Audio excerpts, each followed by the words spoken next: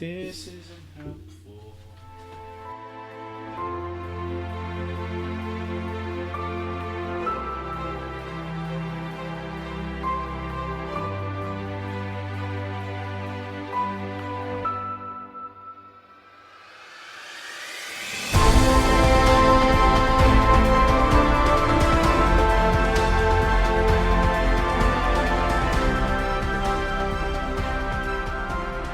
Welcome back to the Christ in Culture. This is Gordon. And this is Clint. And how you doing, Clint? Good. I've been obsessing over the last 24 hours over what we are about to talk about. We just give it away. We're going to be talking about it the whole time anyways. We're going to be talking about the new Frozen 2 movie. Frozen 1. What? The only Frozen movie. Oh, well, Gordon hates Frozen 1. This is Frozen 1. It's the only Frozen we ever needed. Okay. Well, it is great. I think it's better than Frozen 1. Yes. You obviously think it's better than Frozen 1. Do you think we needed Frozen 1? I don't know if we were ready for Frozen 1 was the warm-up. Frozen 1 was for the kids. No, I do think that there is value to Frozen 1, and I think specifically something that I want to talk about later on in this show, where Frozen 2 kind of like... not mocks, but the characters recognize their development since Frozen 1, and I think that's important. We could have done that in a short, though. Just like a short to intro into Frozen 2. Could have. But we didn't. But we didn't. But last episode, I actually said something that you didn't hear because your ears were closed about this movie. Cue in sound reference from last episode. As far as I'm concerned, it's kind of a Moana story, so I don't know how much I like it. Oh yeah, I agree. And so, like, I loved Moana, and I think that's why it works. It's because it's Frozen with like a Moana story with more characters. But the fact that it is a Moana story also like makes me like it a little less than the original take, because it's like a kind of almost a copy. Not quite. Like it's different, but it's very similar in this like calling, reluctant to the call, answering the call, etc., etc., etc. Have you started the class that we were doing, that free online class? I did the first video, not the intro video, the actual first video. Okay, so I think that video actually addresses this issue though, because he gives us those 3 qualities that all good adventures have. Right. And so I think the reason why a lot of stories can start to seem repetitive in that is because we do desire those 3 characteristics. So for those of you who are not taking the Adventure of Discipleship course that we told you to by Dr. Daniel Keating, in the very first video of the class, he gave 3 qualities that all great adventures that we love share. So the first one is a true adventure is not our own making. It is real. It's not contrived. It's not something that we make up. It's something that something outside of us calls us to. It's usually unexpected. Unexpected journey, Bilbo, blah, blah, blah. The second characteristic is a true adventure concerns matters of great significance. So obviously we'll be talking about that too, but both stories have world-ending causes if something doesn't work out. Right. And then the third one, the last one, a true adventure is full of trials, setbacks, perplexities, and suffering. And so, I mean, those are the 3 main characteristics that they share. And it's like this calling of something outside of ourselves. That's what you're focusing on, the first one. So I thought of that too. And part of me was kind of hesitant, but I was like, no, like that's what a good story is. It's something that calls us beyond ourselves. Yeah. I love the movie. I like it better than Moana. Personally, I do. I like it better than Moana, but Yikes. I think my issue is just those movies being so close together. Like chronologically? In the release of... Yeah. Like if Moana was like a few years older and this came out, then I could make that correlation, but like not feel so like... Moana just so fresh. Yeah, that I see what you're this saying. retelling of the same story is like, but it's so good. So... Yeah. I would say there's general principles that are the same. And for the record, guys, huge spoilers. Like, there's going to be massive spoilers in this episode. So if you haven't seen it yet, you might want to go watch it beforehand. I would definitely not listen to this episode. And I usually don't want to say something like that because this is our podcast and you should listen to us. But because we're awesome. I would hate for this movie to be spoiled in any way because it's so good, Yeah. but it also just makes sense because we're in December and we're about to part ways, going home for Christmas, and this is kind of like a solid Christmas narrative of like adventure and family and love and ice and snow and snowmen. Everything nice. Yeah, and I think this video or this episode would be too, like, it wouldn't be worth doing if we couldn't spoil stuff, because there's so much good that needs to be spoiled in order for us to like have this good conversation on it. So go check it out. It's already one of the top grossing. Actually, they got sued in Korea. What? Yeah, because of this movie. Why? Because they broke monopoly laws by playing it in too many theaters in South Korea. What? Like, it's a law. It's a South Korean law.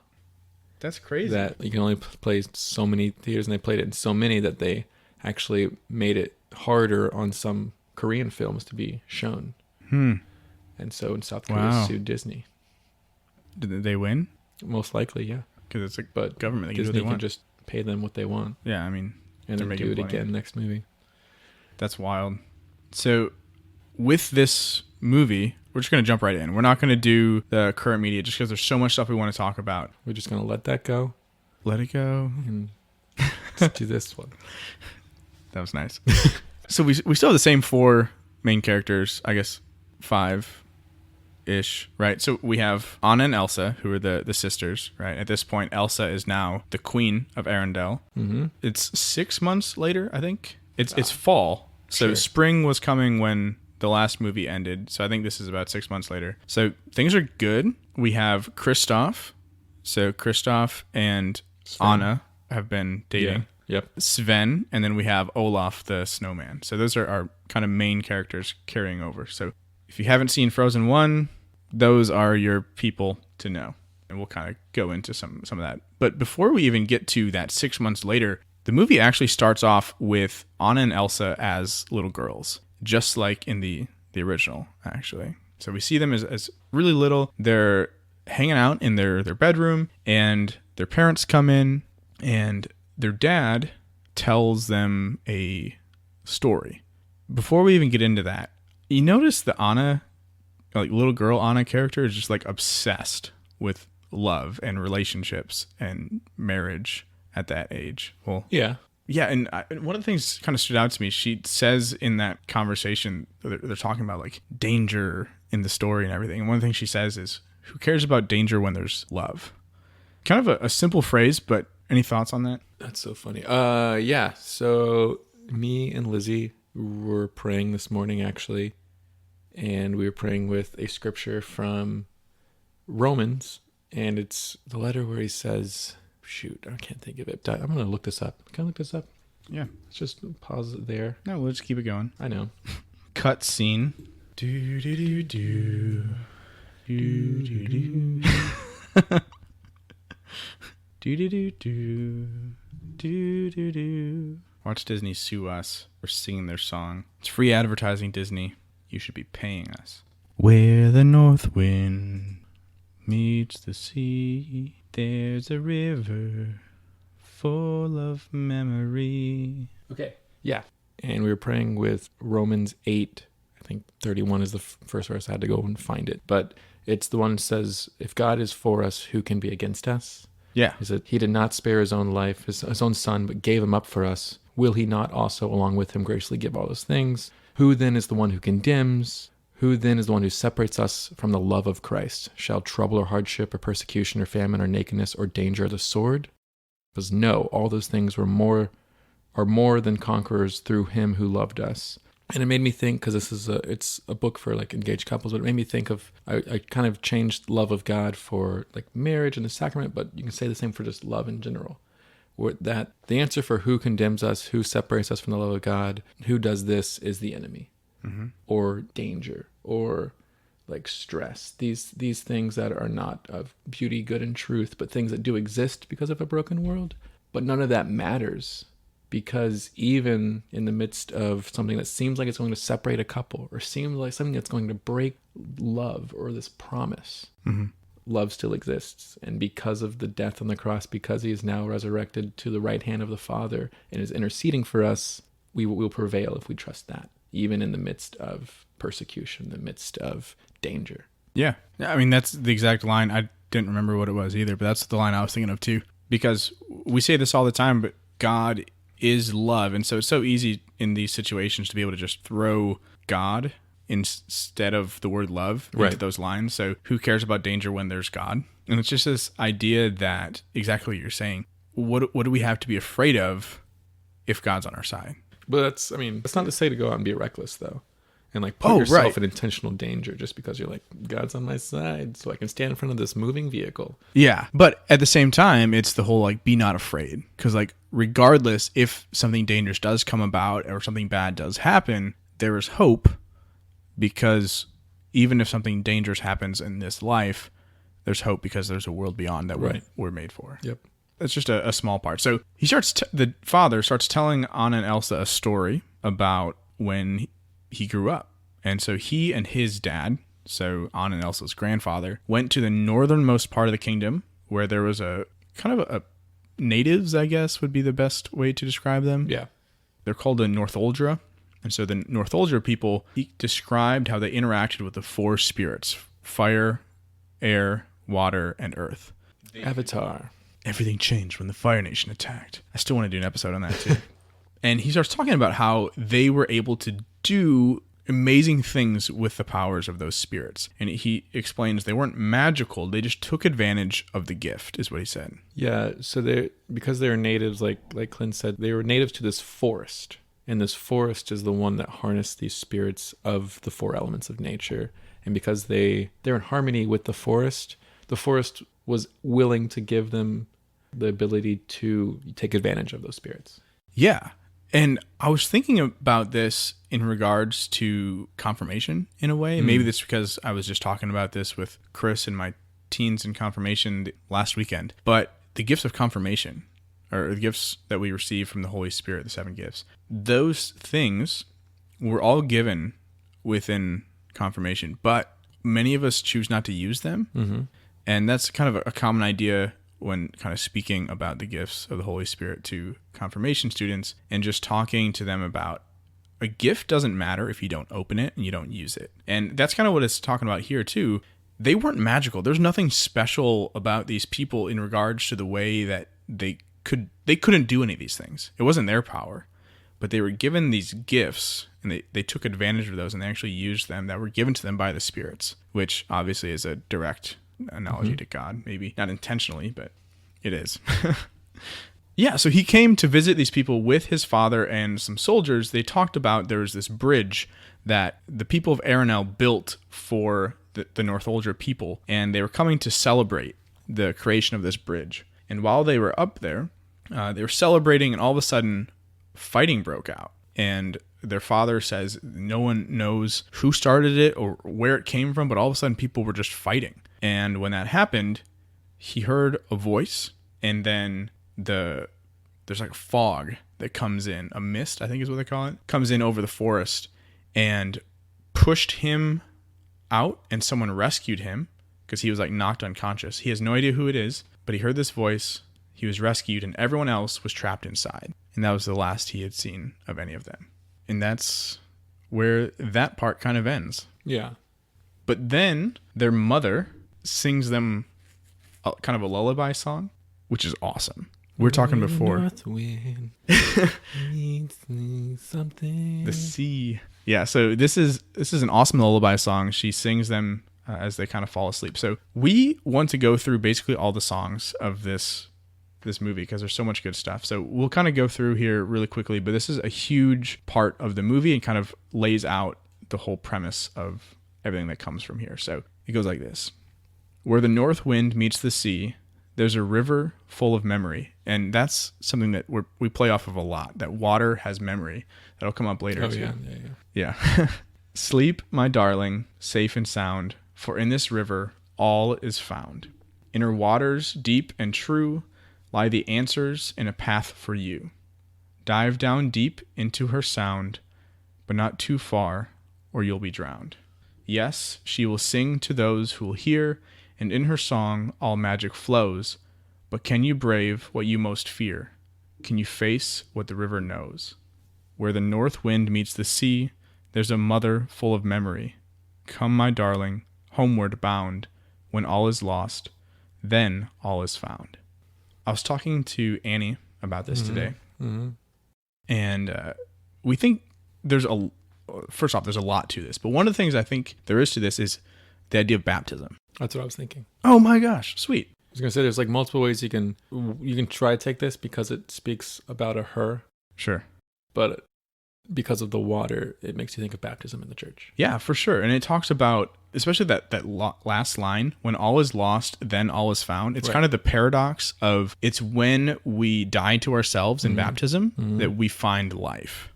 And it's kind of that same paradox, but then even the line before that, come my darling, homeward bound. It's this idea of when you do this, you will truly be home. And not only that, it talks about finding the answers to yourself, the path that is made for you. And so it's this idea that through baptism, you find your true self, you are called home, and you will truly understand what you were made for. Yes. I guess it was verse 2 somewhere. It's like, in her waters deep and true, lie the answers in the path for you, dive down deep. And this idea of inviting you into the water. Oh, yeah. And it's with the end, like losing, original sin, just losing those things in order to be found is true, but also the inviting into the water is not only baptism, but since it's speaking of this her, the idea of the church being the bride. Yeah. So once you are baptized, you are invited into being a part of this mystical body that is the bride. That's something else and then like the river full of memory, and that idea of like the memories of the Old Testament and Adam and Eve and the reason that baptism exists. Tradition. Yeah. So For sure. But yeah, I think, by the way, this is my favorite song. It's official? Yeah, just because I love these type of lullabies, like traditional lullabies. Yeah. It's so good. And she has a beautiful voice. Evan Rachel Wood. Yeah. The lady that plays Elsa's mother. So good. And so after this song, they kind of all fall asleep. And the next scene, we actually see Olaf, the snowman, for the first time. And he's kind of hanging out. It's fall at this point. He's just kind of laying in the sun, enjoying things. He's a lot smarter now at one point. Well, kind of. At one point, he talks about how he can read now, and he's just kind of like taking in all these things. And he's talking about how everything is changing so fast. And Anna comes in, and the two of them are kind of talking about that. That leads to song number 2, which is kind of the fun, uppity song, which makes sense because from Frozen 1, it was the In Summer.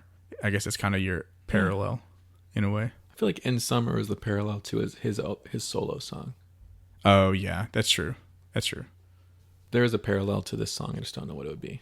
Yeah. So they're kind of talking about this idea of change and how everything's changing. There's so much that is different from Frozen 1. Thank goodness, according to Gordon. And this is kind of their interaction about that. You want to take one, I'll take the other? Oh, sure. Who do you want? Oh, Olaf, obviously. Okay, great. So I'll be Anna. Here's how it goes. Yes, the wind blows a little bit colder, and we're all getting older. And the clouds are moving on with every autumn breeze. Peter Pumpkin just became fertilizer. And my leaf's a little sadder and wiser. That's why I rely on certain certainties. Yes, some things never change, like the feel of your hand in mine. Some things stay the same.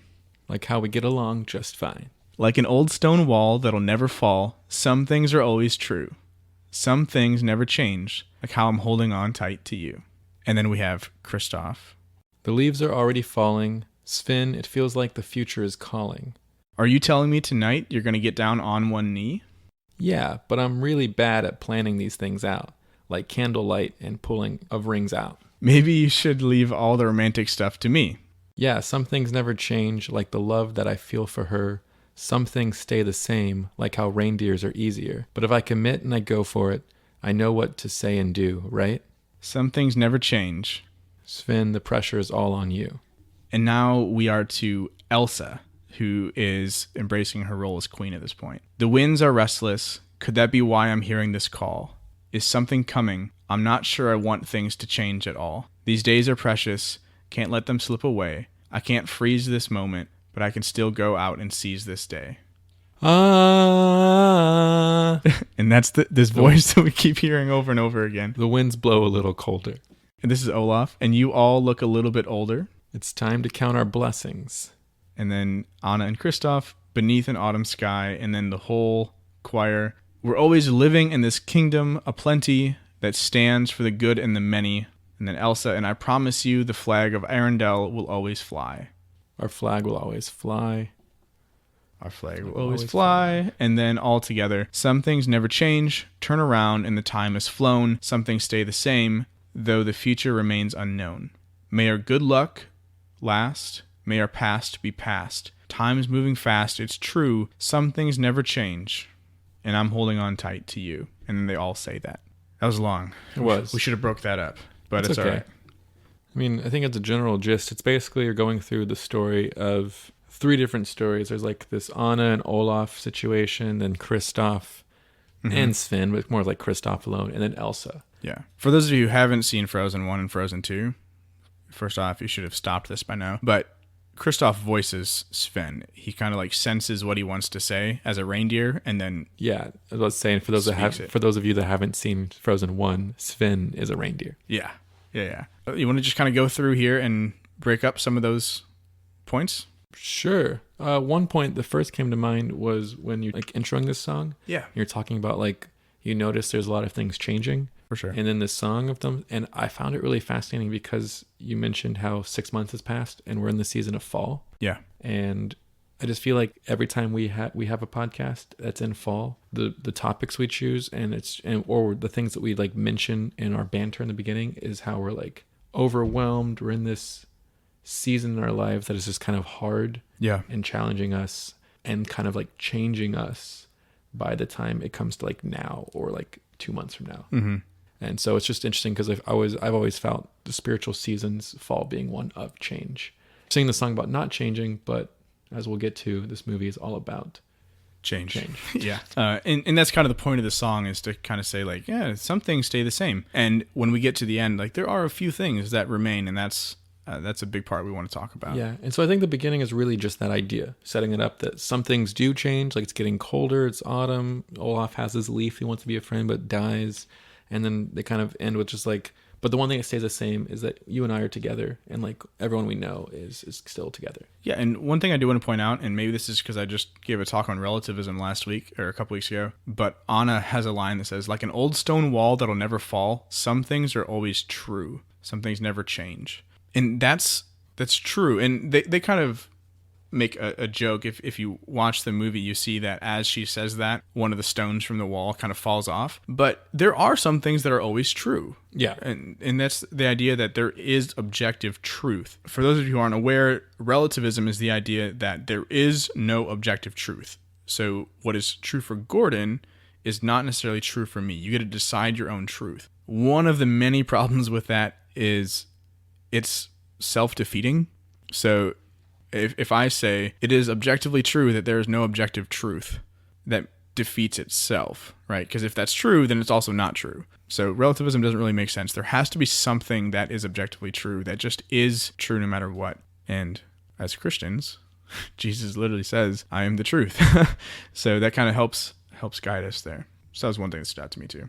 And then we have Kristoff and Sven, or Kristoff and then Kristoff talking for Sven. Yeah.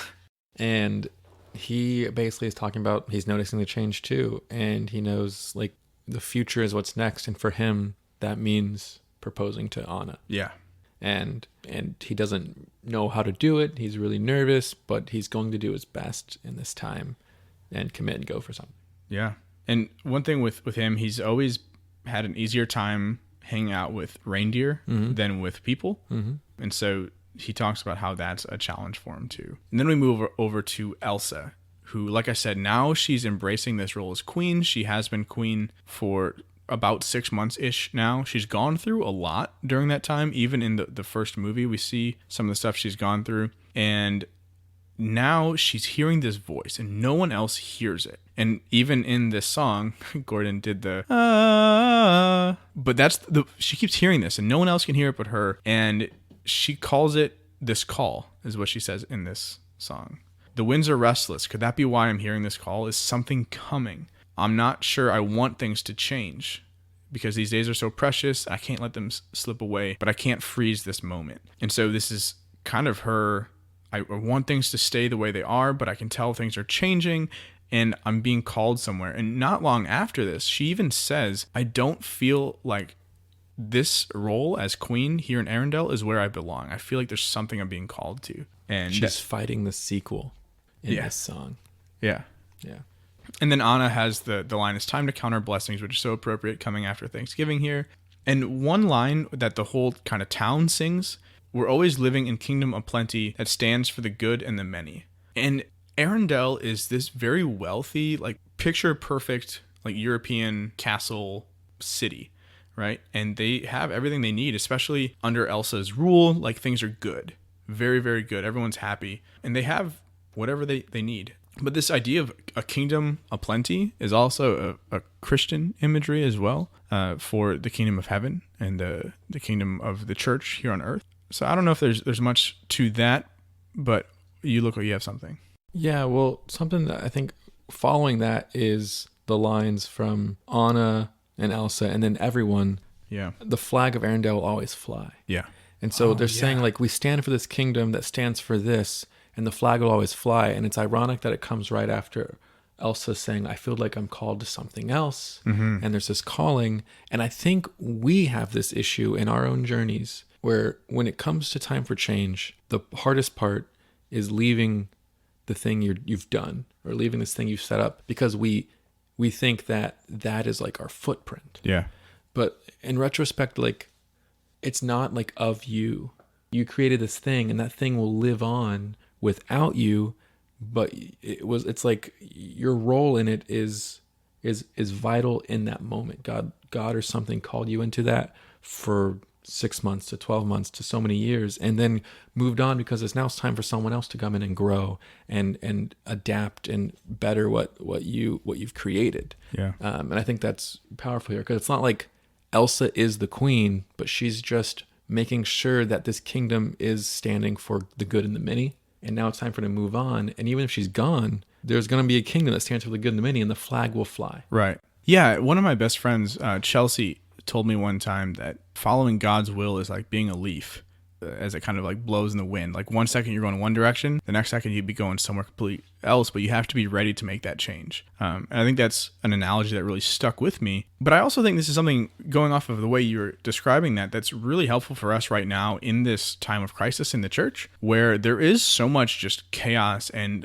many people are leaving the church because they're angry with the scandal and everything else that's going on. And I get the anger. I think everyone understands the anger, and that is just, that's understandable. But also Jesus, when he founded the church on Peter, said the gates of hell will not prevail against this church. And we have to take Christ at his word, saying that he will protect this church no matter what, even if it gets run into the ground by those in power or in positions. He's going to protect us, and the Spirit's going to guide that. So that's what I see when the flag will always fly. The church, this being the kingdom of plenty, will always be present. Yeah, and then we have kind of this outro here, and then the last thing that I wanted to point out from this song is the last line, which each of them sing. And I'm holding on tight to you. So Anna sings it, then Elsa sings it, then Olaf sings it, then Kristoff sings it, and then Anna sings it again. I'm holding on tight to you.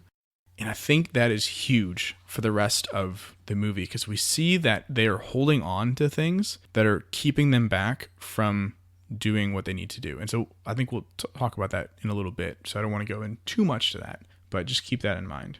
Any other thoughts from this one? No. Awesome. So after this, they have a little bit of character development. I mean, they're playing like family games. They're playing charades and stuff. And it's a fun scene, but I didn't have anything from that I wanted to talk about specifically. The next thing I actually wanted to talk about was the next song, actually. Yep. Which is so powerful. Yeah. Like, it is absolutely just like mind-blowing. It's the new Let It Go. I disagree. In the way that she sings, yes, but in the meaning, no. Not in the meaning. I just mean like Let It Go was the single of Frozen 1. Yeah. I think this is definitely going to be the song of Frozen 2. I think there's two songs that connect with Let It Go for two different reasons, and I'll get to the other one later. But yes, this is like the one that Idina Menzel, who plays Elsa, is kind of like known for this one already. Yes. So this is all about her hearing that voice. And so the whole beginning to this song is just that that voice singing those few notes over and over and over again. And let's go and start with the first verse. So she says, I can hear you, but I won't. Some look for trouble while others don't. There's 1,000 reasons I should go about my day and ignore your whispers, which I wish would go away. And then we hear that sound again, the voice. And she says, you're not a voice, you're just a ringing in my ear. And if I heard you, which I don't, I'm spoken for, I fear. Everyone I've ever loved is here within these walls. I'm sorry, secret siren, but I'm blocking out your calls. I've had my adventure. I don't need something new. I'm afraid of what I'm risking if I follow you. Can we just stop there and discuss that? I think you should say the next line. Fine. The next line is the title of the song, Into the Unknown, which is sung 3 times, and then we have that same voice. Yeah. Into the Unknown. This is obviously what I was speaking of when I said this is a Moana tale. Yeah. Because she is discerning a call in everything, in physical aspect, in her heart, in her mind. She can hear it, but she's choosing not to. She thinks there's danger and trouble if she was to follow it, and so she's not trying to look into trouble. She can think of like a million excuses. She says reasons, but excuses to ignore them and wish they can go away. She doesn't call her a voice, but like a ringing, which means like a nuisance and like annoying. And she says, if I heard you, which I don't. So now she's lying to herself. Like she keeps coming with different excuses, whether it's to the thing itself or to her own self. She's unspoken for. And that is as Queen of Arendelle, which we've already said is not of her. Well, yeah, that is her thing that she's holding on to. Right. That's what she's holding on to tight. Yeah. Yes. And she's like, everyone I love is here. I have everything here. And if I leave and what this is not what I think it is, then I've risked everything and failed. And it's gone. Yeah. And it's a vocation story where you're not willing to take the leap. Because it's into the unknown. Yeah. And this movie, in general, this is one of the main themes I want to talk about, is a vocation story for every single character. Yeah.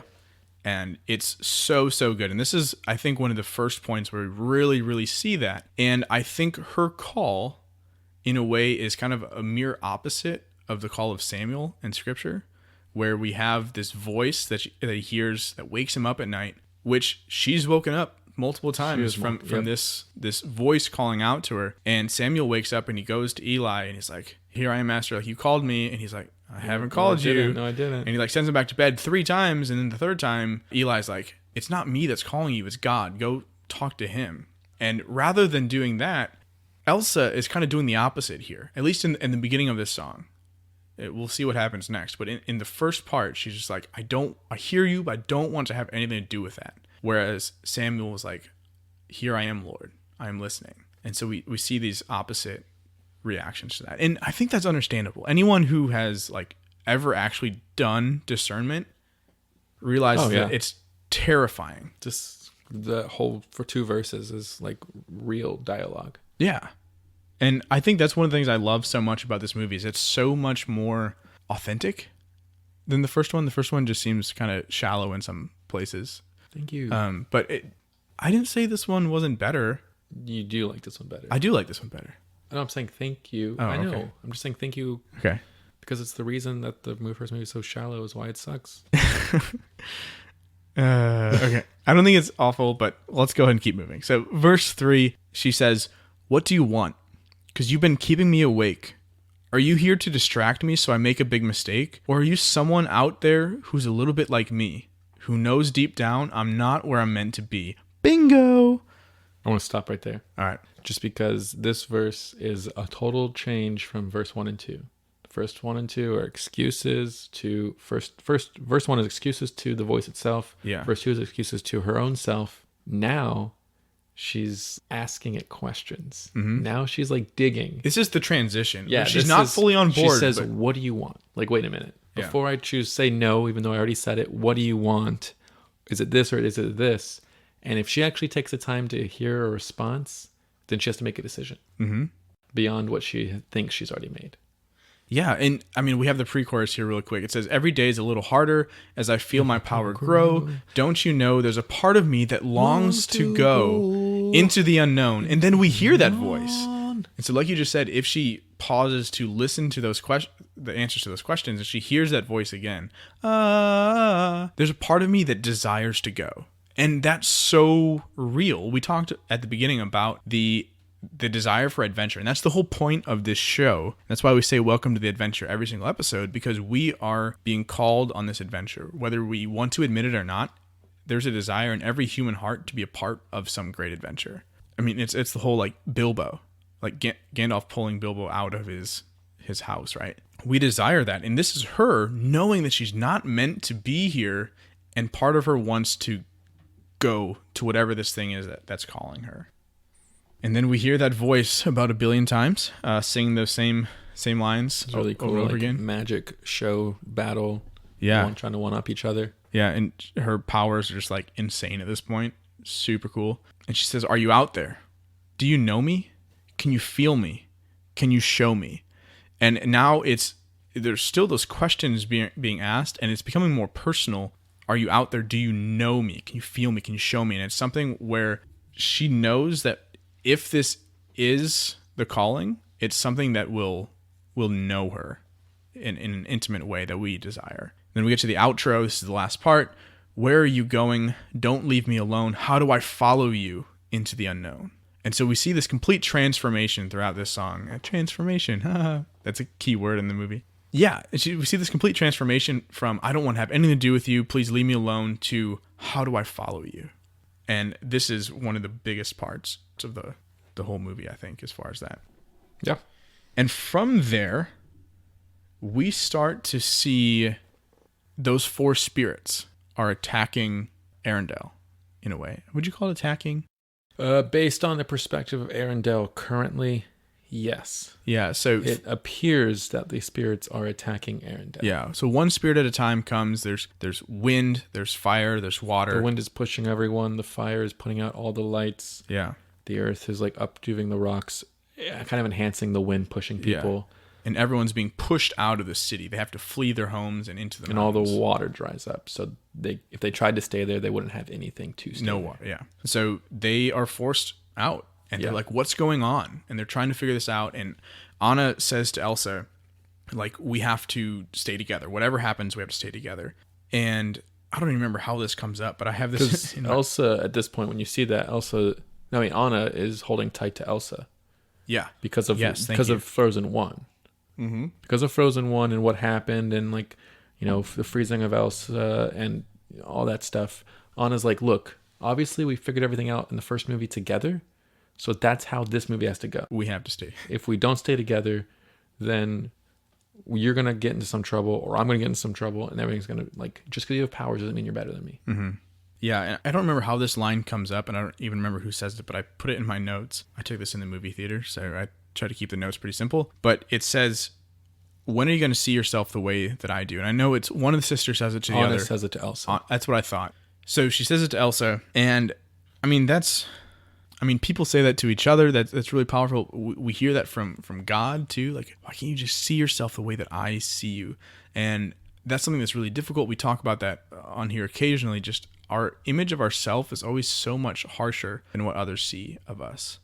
Yeah, and I think that's part of the reason we beat ourselves up so much, and we've isolated ourselves so much from each other in healthy relationships, where we fail to see our worth sometimes. And that's where a lot of mental health issues kind of come in. Yeah.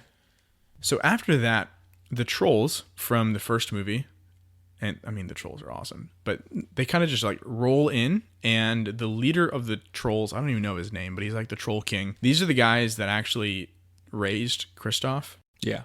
Probably the only cool story part from the first movie. First one. So they raised Kristoff, so they're kind of familiar characters already.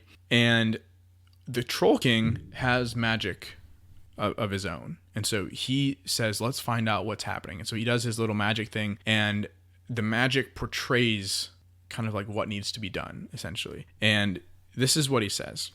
The truth must be found. Without it, there is no future. When the future cannot be found, the next thing to do is the right thing. Mm-hmm. And then immediately after that, as they say they're going to go figure out what the truth is, he says he's going to pray for them. He's going to pray to the spirit to try and figure out what's going on. And so I think it's cool, first off, that he even just mentions prayer to these spirits. It's something that we typically don't see in a secular movie. But then this line, that whole kind of conversation there is huge. So say it one more time. The truth must be found. Without it, there is no future. When the future cannot be found, the next thing to do is the right thing. So what do you think about that? I don't know. I mean, truth would be God. Yeah. So you have to find that. Without it, there's no future, which makes sense, because without finding that truth, which would be of God, there is no possibility to hopefully obtain heaven. And if you can't find it, you just try to do the next right thing. And I think that's really important, actually, if we're talking about discernment in the vocational call. Bingo. 'Cause a lot of people are like searching for truth so much that they get stuck in this movement, or stuck in this decision. And I think we talked about this when the first episode I did solo on with you, not solo, but you know what I mean? That you led. And there's just an idea of just doing something that you were like, okay, this is it because like I'm more passionate about this, or this makes me more full alive. And in doing so, then finding the truth. Like the truth lies just behind the next action rather than finding the truth before acting. Yeah. Yeah, that's exactly it. That's what I thought of when I heard this as well. And that line comes up again later. That's why I said it's so significant. So we will be talking about it later on. But there's this thing with discernment where if you don't know what to do, and Father Mike talks about this too, the best thing to do is to do the right thing in the moment that's presented to you. If you can do the right thing in the small things, God will make known to you what your vocation is in the big things too. But vocation always starts with doing the right thing in the small things. So after that, they decide to go on this trip up north to figure out what is the truth of this story that they heard as kids.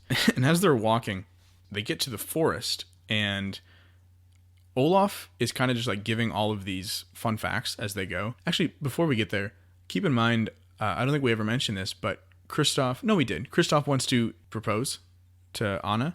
Yeah. He's been trying to this whole time, but he's so bad at it. He's just like so unconfident, and he just keeps messing it up and feels really awkward. And so he keeps pushing it off.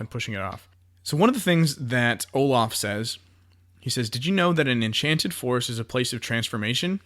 I have no idea what that means, but I can't wait to see what it does to each one of us." And as stupid and funny as that's such a brilliant line. I know. And it's so true because they each have this transformation. And since I brought up Kristoff, that is the thing that he's holding on to. It's Anna. Yeah. And the way that he sees that relationship, we'll talk about this in a little bit, but he feels completely just alone without her. And now that things are kind of like weird where he can't propose, he feels so disconnected and alone. The next thing that Olaf kind of throws out as a fun fact is, did you know water has memory? And that's something that keeps coming up as well. This idea that water holds memories of things. So the next thing, they go into this forest, and they're actually able to go in. No one's been able to for over 34 years. But Elsa, with her powers, is able to open up the way into the forest and break through the magical mist. And they come across the Northuldra people, as well as the soldiers who remained there for the last 30-some years from Arendelle. So both kingdoms kind of have been living in kind of competition. They dislike each other, but they mistrust each other because of that fight that happened long ago. They learn in this because Elsa uses her like freezing power to bring back the memories of that place. Yeah. So how Olaf was saying, water has memory. Well, ice is just frozen water. So Elsa uses that to rebuild the past, essentially, and see what has been happening, which is super cool how she does that throughout the movie. And one of the things she finds is her father and the person who rescued her, who they soon learn was her mother. Yeah. Predictable, but super cool. So they find out their mother was Northuldra. She was from this kingdom the whole time. This is where they met. And the leader from the Northuldra people, one of the things they say that seems super casual, but she says, "We are the people of the sun." And I thought that was something that was important because so often Christ is pictured as the light and as the sun not just as like S-O-N, but S-U-N as well. And we even have in adoration, the monstrance is depicted as a sun, right? To show the radiating light of Christ. Yeah. So I just thought that was kind of a cool throwaway line that was in there. Yeah, and based on like I said, they don't harness powers of the spirits, but they just the idea of who they are and living in this world of all the elements. Those elements themselves don't exist without the sun. Mm-hmm. It's just one of those things of like they recognize the source and summit. Yeah, for sure. They meet with these Northuldra, and for a moment there's this piece, right? And they meet the fire spirit, which is actually just a lizard. And there is this scene with Olaf kind of getting lost, but it's not super important to this, so we're going to go ahead and skip that song. And Elsa is talking with one of the Northuldra girls who explains that there is a fifth spirit, and they think that that's the voice that they've been hearing, or that Elsa's been hearing. And this girl explains that the fifth spirit is the bridge between the magic of nature and ourselves. And so it's the one thing that'll kind of bring peace or harmony to all of this. And so they decide that is what they're looking for. They're looking for this fifth spirit, and they need to find it as soon as possible before more damage is done. I always hate looking up number meanings because of numerology or whatever. What's it called? What's the star things? Astrology? Yeah. What's that called? Horoscopes. Oh. So there's like this thing of like horoscopes with numbers. And I don't want to quote the one thing on such a quick Google search, but one of the things I found was the number 5, fifth spirit, usually indicates someone who is full of energy, but unable to channel it responsibly. Mm-hmm. This number brings adaptability and independence of thought and action. And then another one that I found, which does say Bible and prophetically, so maybe this is better. Number 5 means balance. That fits really well. Especially considering who the fifth spirit is. Yeah, exactly. Which we will get to way, way later. Not for you. Okay, so the next thing is, because Elsa keeps wanting to go further and go further to find the spirit and to answer this voice, she keeps kind of going out on her own. And Anna, because she's attached to Elsa in that relationship, she gets really angry with Elsa and feels like Elsa's leaving her behind. Which in a way she actually is, and eventually she does, because the call in the end has to be for ourselves. Others can only go with us on our call so far before we have to... Our vocation is for ourselves. We don't share that vocation with others necessarily. And so at some point, we do need to finish that journey on our own, if that makes sense. That does make sense. I don't know if I'm wording that properly. No. Vocations are for how we serve others, but the vocation is for ourselves. No, yeah, what you're saying makes perfect sense. Okay. The reason I was like, is because I think that's really challenging to hear, especially as a viewer of the movie, because when you watch the movie, maybe you disagreed because you were watching in the lens of this podcast, mm-hmm. but as like a casual viewer, I think you'd want to side with Anna. Oh, yeah. Like you want to side with like, yes, Elsa, you're being like rash and you're not thinking things through. But now that you say it that way, it sounds like, my parents when I joined a door. It sounds like everyone who sees what you're choosing to do and like, are you sure we should talk? It's a big decision. Yeah, you're going too fast. Just right. Let's stay with us. Like we'll ease into this. Yeah, and so it's a real interesting. It's a challenge to like watch the movie and side with Anna and then realize no, what Elsa's doing is right. Mm-hmm. And what Elsa's doing is her story, not Anna. Yeah, because we'll learn. Anna has her own story in this. Yeah. And that's exactly what happens. So in this conversation, she says, the goal is to find the voice, to find the truth, and to get home. And that is Anna's goal. And you mean Elsa's? No, that's Anna's goal. Oh, right. Because Elsa's goal is to answer the call at this point. Yeah, that's right. She is whatever's happening. And you see there's a visible change in Elsa. Like her composure has changed. Mm-hmm. And she seems, I don't want to say solemn, content, I think. Content in the search. Yeah, I mean, she's seen agree? that way. She's seen that way in the movie. Like, I mean, not in the movie. And like, since we've started this podcast, from the beginning of the movie, she really seemed that way. I mean, she seemed more like searching and heartbroken at first, like in the opening scene, especially when they're playing charades. Yeah. But ever since the end of Into the Unknown to now, right? Yeah, her demeanor has changed. Yeah, because she has found her goal, right? Which is she's found her path. Yeah, she's not yet found the goal, Well, she understands like what she's pursuing. Yes. That's what I'm trying to say. No, yeah. So they have this argument, right? And eventually those two decide to go off and to keep going to find this fifth spirit. And they're separated from Kristoff and Sven because Kristoff was preparing this big elaborate proposal and got separated. And he actually ends up proposing to the elderly leader of the Northuldra people. So, yikes.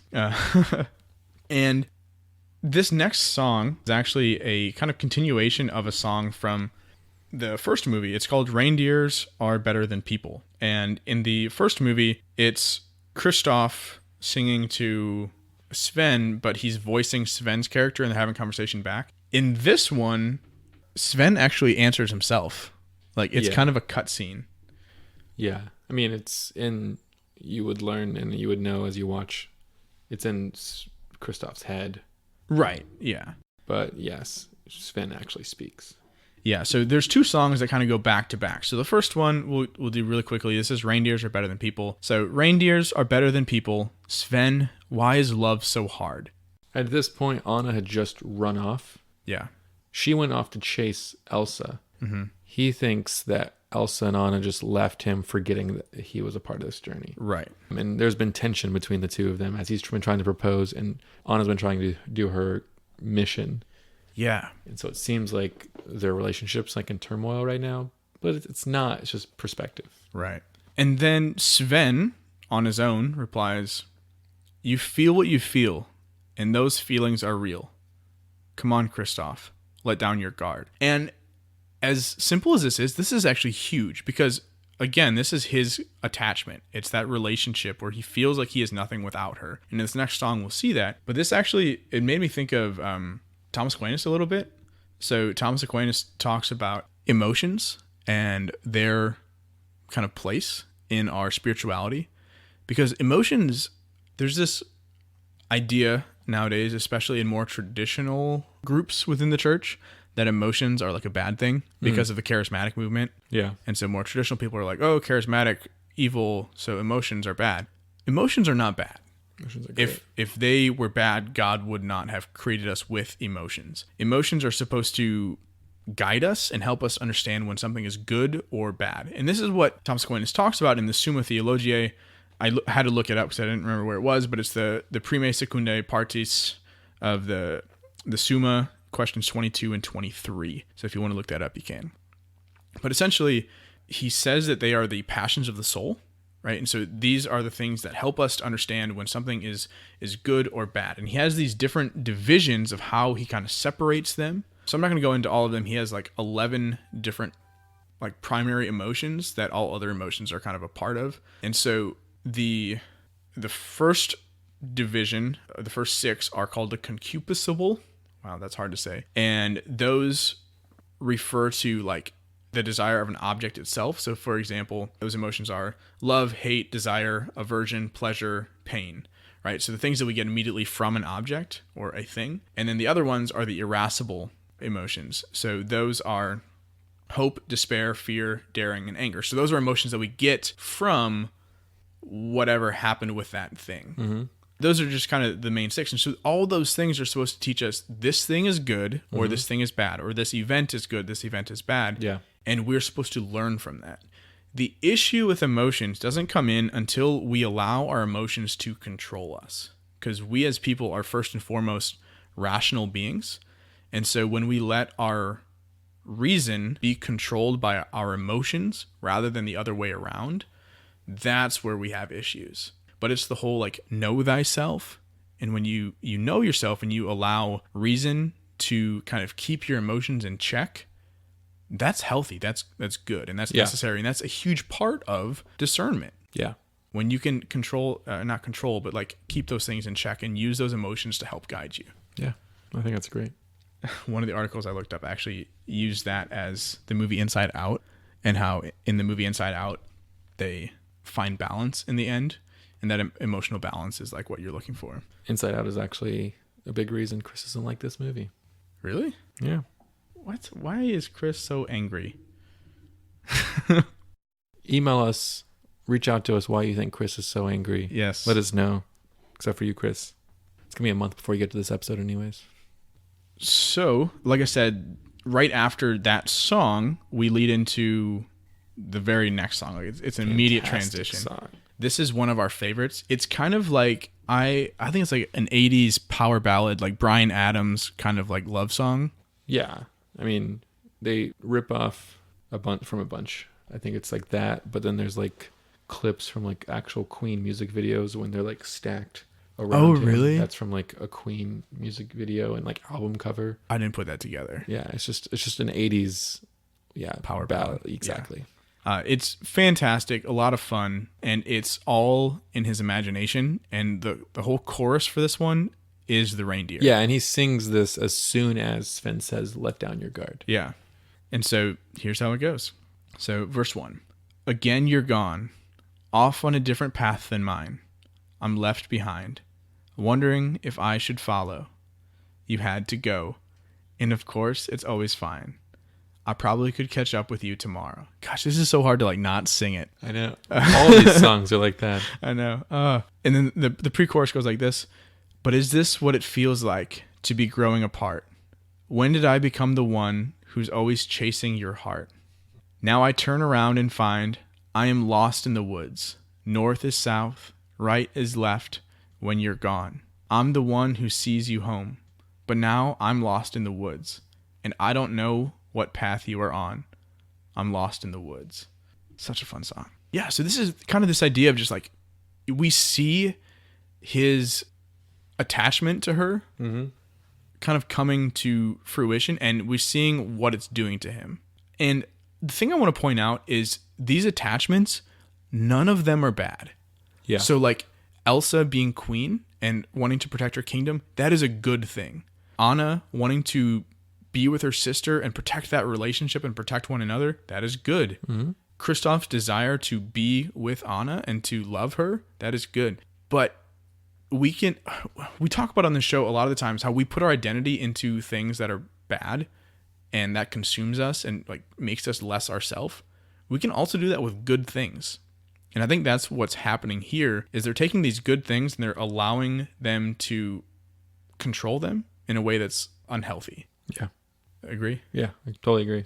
And I think that's something that we often forget, because a lot of times we're like, oh yeah, obviously I shouldn't be doing like shooting people, right? Or I shouldn't be addicted to pornography or drinking, right? Like those are things we know. But what we don't realize is how easy it is to be, I don't want to say addicted, but to be attached to good things. Yeah.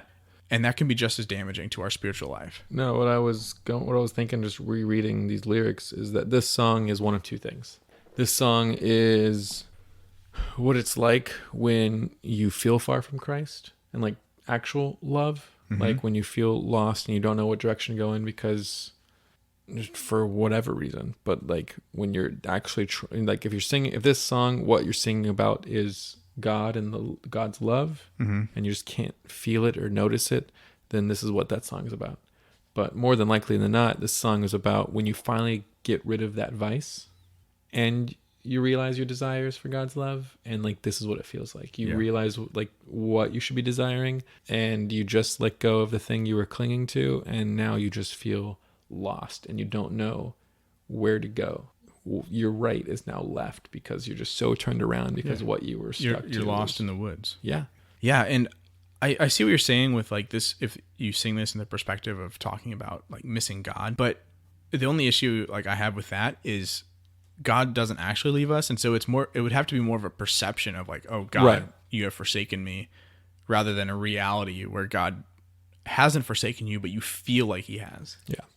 So the next part here, this is verse number 2. Up till now, the next step was a question of how. I never thought it was a question of whether. Who am I if I'm not your guy? Where am I if we're not together forever? Forever. Now I know you're my true north, 'cause I am lost in the woods. Up is down, day is night, when you're not there. Oh, you're my only landmark. So I'm lost in the woods, wondering if you still care. But I'll wait for a sign that I'm your path, 'cause you are mine.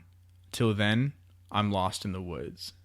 And the outro is basically just lost in the woods over and over again. And I think this is where we really see that attachment, because like you said, if we put God in that perspective, that would be properly ordered attachment, right? Attachment to God, where you're my only landmark. You are my true north, right? And that's actually, oh my gosh, this is perfect. I didn't think about this. True north is like a vocation term in the church, where like true north is where God is calling you, with the way that brings you closest to God.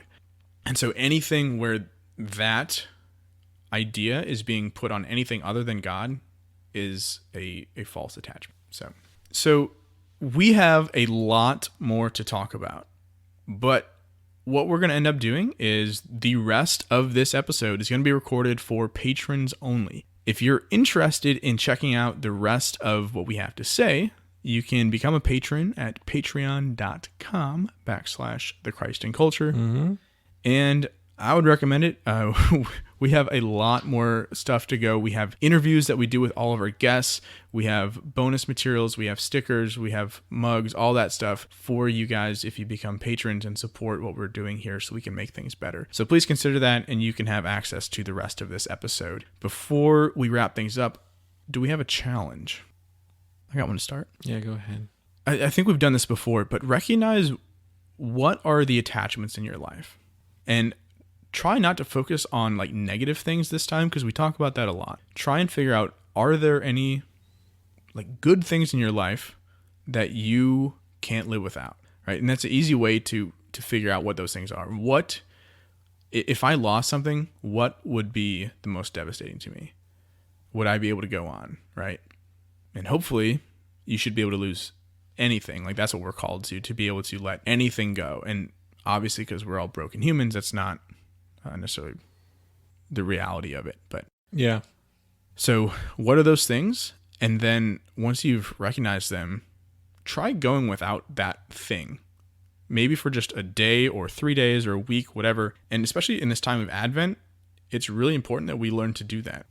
Do you have any other challenges? I do have one. This might look different depending on where you're at, but to kind of sit down, whether it's just on your own, like with piece of paper and pen, or in prayer, but just sit down and kind of acknowledge, what are those voices or those things that are drawing you into something? And even like, what are, and this can be a hard question to answer sometimes, what are the talents and the gifts that you've been given, whether it's physically or personality wise?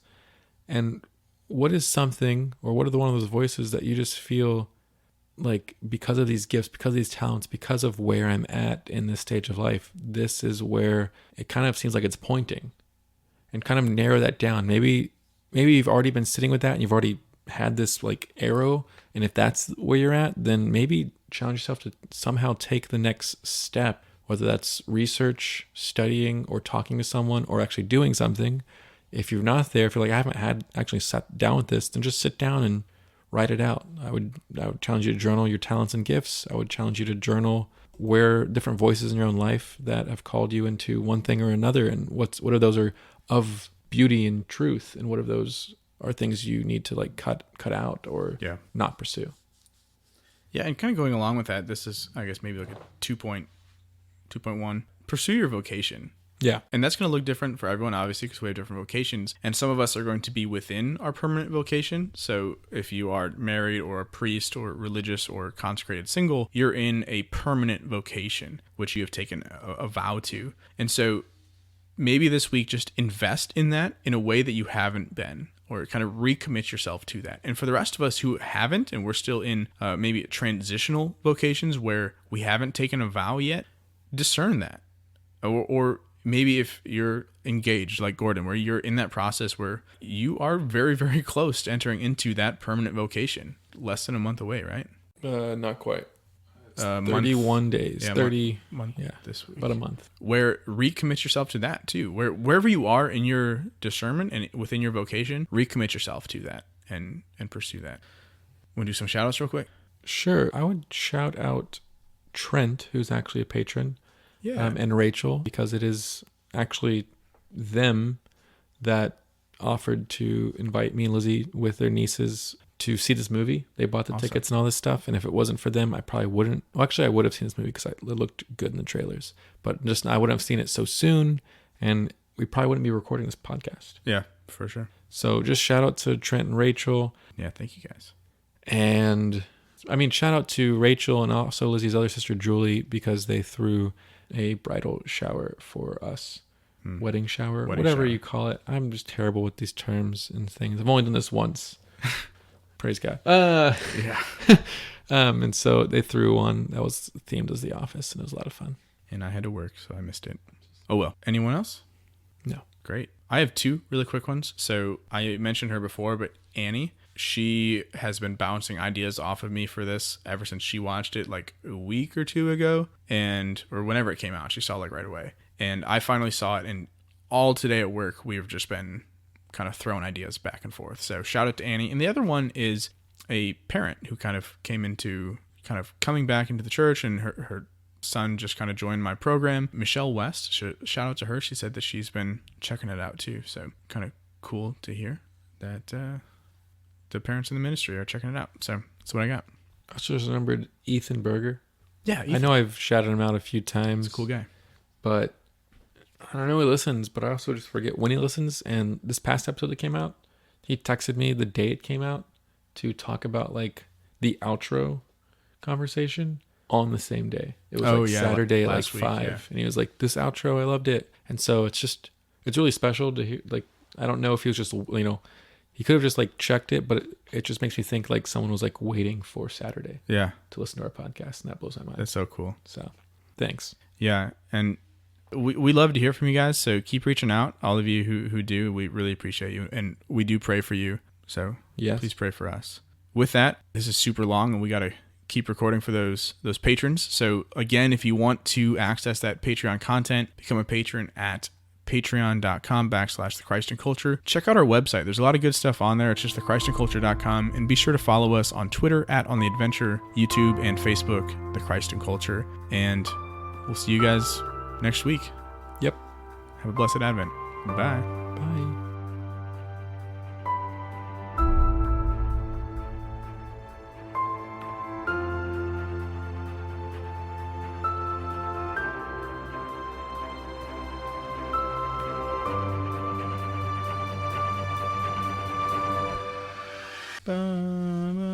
What's your favorite song off the album? Yeah, it's a good question. Quite possibly Lost in the Woods, just because of the genre. Like, that's more of my genre. It's tough. I would say either All Is Found or like The Next Right Thing. Now wait a minute. So not Lost in the Woods. Whoops. No, I mean Lost in the Woods, but